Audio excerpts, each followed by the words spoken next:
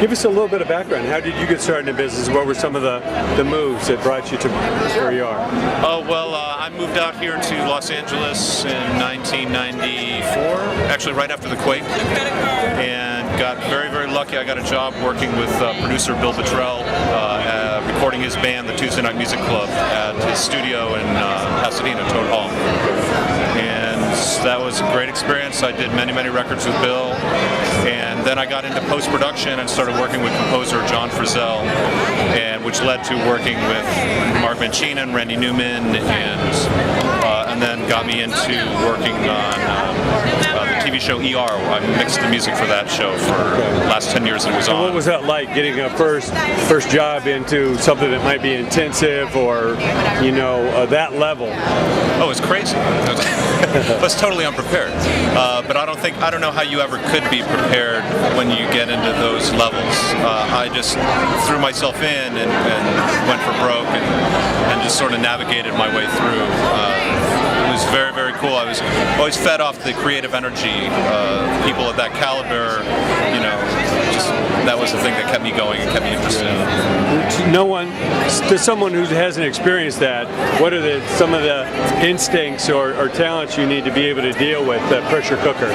Starting out, I would say, you know, keeping your eyes and ears open and your mouth shut, I think is usually the best course of action. That's what I always did. You know, just for fear of saying something stupid that could halt my progression.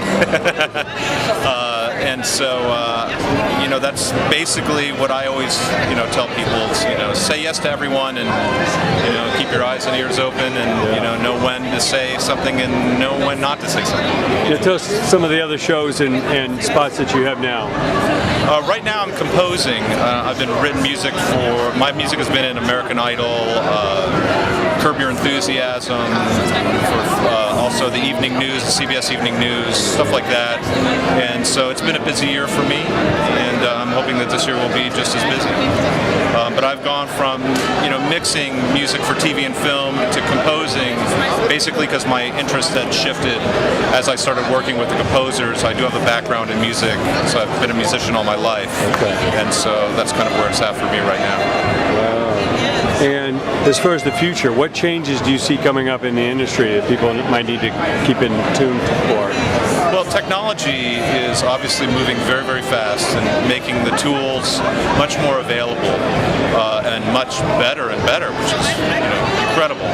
And so I think education, you know, self-education or just reaching out and taking courses and stuff to learn the techniques on how to really benefit from the tools that are available is always a good thing. I couldn't recommend that more. Education, I think, is really where it's at, and mentoring and that sort of thing. I was very, very lucky to be mentored by people like Bill Bottrell and, you know, John Frizzell and Marty Davidge, so I was very, very lucky to be in that situation. I would love to see that continue. So it's the mentoring that really gives you that experience and that appreciation for what is being done. Sure. You can only learn so much in a book, but the person that's doing it, you know, learn from somebody, and I guess it's important for you to give back and let others know that, you know, you have knowledge that can help them. Absolutely. And it's one thing to analyze their recordings, which is what I did growing up, going to school. I would listen to the records and try and figure out, you know, how they were treating the drums, how they were miking the guitar, so on and so forth.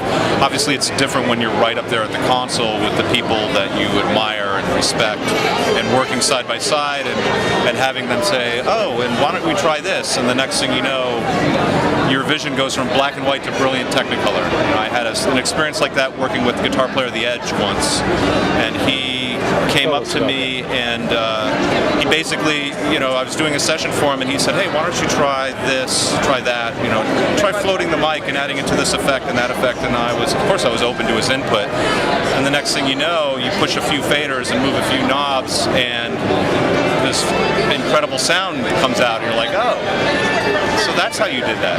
And he was like, yeah, that's how we did it. And, you know, and happy to share it. No secrets, no mystery. Just like, yeah, this is how we do it, and this is what I'm looking for, and so on and so forth. So, you know, it's good. People like that are out there and they're willing to share, and I think that's great.